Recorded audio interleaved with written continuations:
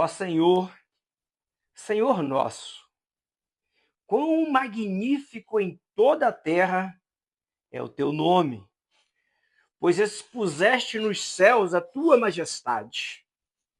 Quando contemplo os céus, obra dos teus dedos, e a lua e as estrelas que estabeleceste, que é o homem que dele te lembres, e o filho do homem que o visites. Salmo 8. Dizem que a sonda espacial Voyage 1, que foi lançada ao espaço em 1977, ela fotografou um minúsculo grão de areia azul, que foi chamado pelos cientistas de o pálido ponto azul, em meio a milhares e milhares de outros astros, de outros planetas, de outras galáxias, perceberam a Terra como se fosse um minúsculo grão de areia em meio a um vasto oceano cheio de praias com infinitas dunas de areias. Assim, perceberam a Terra e chegaram à pergunta: quem somos nós? E chegaram à conclusão que, ao olhar para o infinito e vasto espaço sideral, nós não somos nada, nós não somos ninguém. Eles tiveram que enviar uma sonda espacial para chegar a esta conclusão, mas a Escritura Sagrada já nos dizia: ó Senhor, Senhor nosso, quão grande é o teu nome, quão grandiosas são as tuas obras. Quem é o homem diante de todas essas suas obras, para que dele te lembres? E quem é o homem para que o filho do homem o visites? Porque, embora esta não fosse a intenção primordial do autor dos Salmos, mas o autor sagrado, ao escrever a carta aos Hebreus, confirma a messianidade desta profecia, lembrando que o Filho do Homem, o verdadeiro Filho do Homem, o verdadeiro Filho de Deus, veio ao mundo e visitou os homens. E o salmista já perguntava: quem somos nós diante de tão grandioso poder que criou e ostenta sustentando toda a criação no universo? Quem somos nós? Ninguém. Somos insignificantes. É isso que os Salmos nos ensinam. Mas, ao mesmo tempo, ele nos ensina dizendo que Deus é grandioso. Foi Deus que nos criou. Foi Deus que criou o planeta onde nós habitamos, o Sol e a Lua que criastes. Foi Deus que criou todos os outros astros, tudo que existe no universo, a nossa galáxia, milhares e milhares de outras que existem a cada dia se expandindo mais e mais. Tal é a grandeza, tal é a infinitude, tal é a imensidão deste Deus Criador apresentado na Bíblia.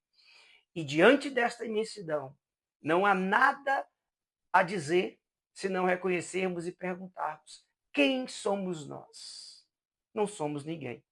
Somos insignificantes diante da grandeza da criação de Deus e muito mais diante da grandeza do Criador. Porém, não podemos deixar de enfatizar, porque o Salmo 8 está ensinando isto, que apesar da nossa insignificância, este Deus criador, infinito, poderoso, soberano sobre todo o vasto universo, ele se importa com essa criatura insignificante. Ele se importa com este lugar que não passa de um minúsculo grão de areia comparado com todo o vasto universo. Se importou a tal ponto de nos visitar. Deus sempre nos visitou. Deus visitava Adão e Eva no Éden. Continuou visitando depois que eles se rebelaram e pecaram contra Deus. Continuou visitando os homens veio e habitou entre nós quando se encarnou na pessoa de Jesus Cristo, o verdadeiro homem, o homem perfeito, o Filho de Deus. E mais, voltará para buscar aqueles que confiam no seu nome e que aguardam a sua maravilhosa redenção.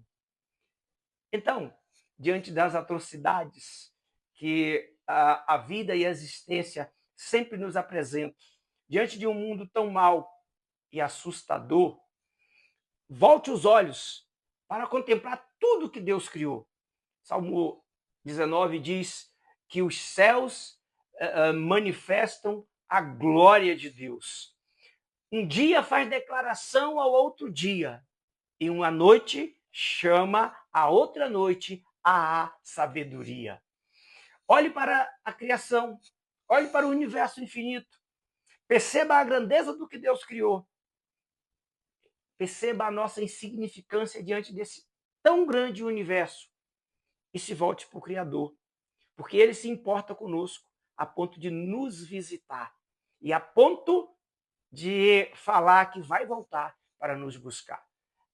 Os crentes, aqueles que creem no Deus Criador, que creem em Jesus Cristo encarnado e redentor, aguardam com esperança o dia da última visita de Deus neste planeta, neste grãozinho de areia no universo. E esperam confiantemente por aquele dia, porque o nosso Deus, que é tão grande, tão excelso, se importa conosco, que somos tão pequenos, insignificantes diante da sua grandeza. Que o Senhor nos console, que o Senhor nos anime e continuemos assim, contemplando o seu poder por meio de tudo que foi criado e esperando o cumprimento das suas promessas na volta gloriosa de nosso Senhor Jesus Cristo. Amém, amém e amém.